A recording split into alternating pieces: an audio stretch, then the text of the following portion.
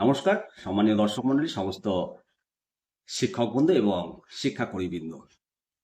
বকেয়া ডিএ, এরিয়ার ডিএটা কবে পাবো? বাজেটে 4% ডিএ ঘোষণা করেছিল, সেটাই বা কবে পাবো? এখনো তো বিজ্ঞপ্তি প্রকাশই হলো না।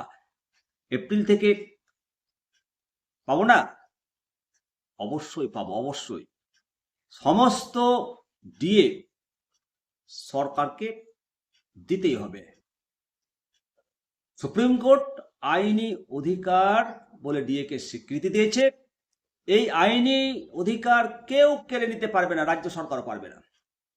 নির্দিষ্ট ডেটের মধ্যেই, 31শে মার্চের মধ্যেই সমস্ত শিক্ষক শিক্ষিকাগণ পাবেন ডিএ। চলুন সর্বশেষ যে আপডেট শিক্ষকদের, সেটা তুলে ধরব। আমি শিবরাম সরকার, আপনারা দেখছেন নিমতি আদর্শ।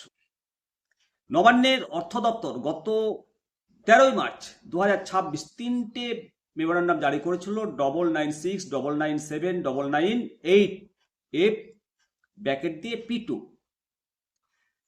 এই মেমো অনুসারে আইনি এবং প্রশাসনিক প্রক্রিয়াগুলো যেটা স্পষ্ট করেছে যে 5ই ফেব্রুয়ারি 2026 তারিখ স্পষ্ট নির্দেশ দিয়ে জানিয়েছে ডিএ আইনি অধিকার 31শে মার্চের মধ্যে 25% মেটাতে হবে। পাশাপাশি বাজেটে 4% ডিএ ঘোষণা করেছে। এর ফলে বর্তমানে 22% ডিএ আমরা পাবো।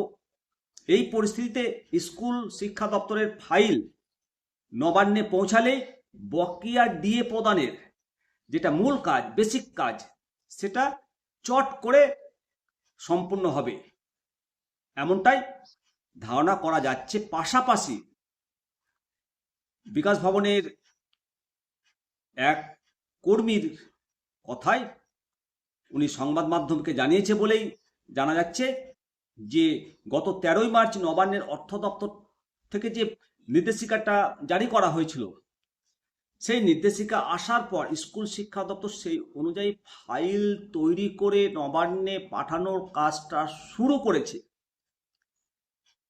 এতদিনে বিকাশ ভবন এই প্রক্রিয়া শুরু হয়েছে নাকি হয়নি তা নিয়ে একটা ধোঁয়াশা এবং ক্ষোভ ছিল। ফলস্বরূপ ধর্মঘট হয়েছিল,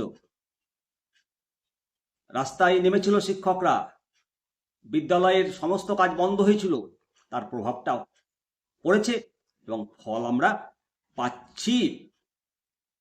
নবান্নের অর্থ দপ্তরের বিস্তারিত তথ্য পাঠানোর জন্য সমস্ত প্রক্রিয়া নেওয়া হয়েছে এবং 31শে মার্চ 2026 মধ্যে, আর এপ্রিল থেকে 4% ডিএ, বকেয়া ডিএ, সমস্ত কিছু আমরা পাব। হবে হবে জয়, দৃঢ় প্রত্যয়, নেই কোনো ভয়। আপনার অধিকার আপনাকে বুঝে নিতে হবে। আর বন্ধুরা, মনে রাখতে হবে 2026-এ পরিবর্তন যদি হয় তাহলে 45 দিনে আমরা পে কমিশন পাব। আর যদি প্রত্যাবর্তন হয় তাহলে এআই সিপিআই হারে এবং সপ্তম পে কমিশন দ্রুত এই সরকারকে ইমপ্লিমেন্ট করতে হবে হবে হবে। অবশ্যই কমেন্ট করবেন। জয় হিন্দ, বন্দে মাতরম, ভারত মাতা কি।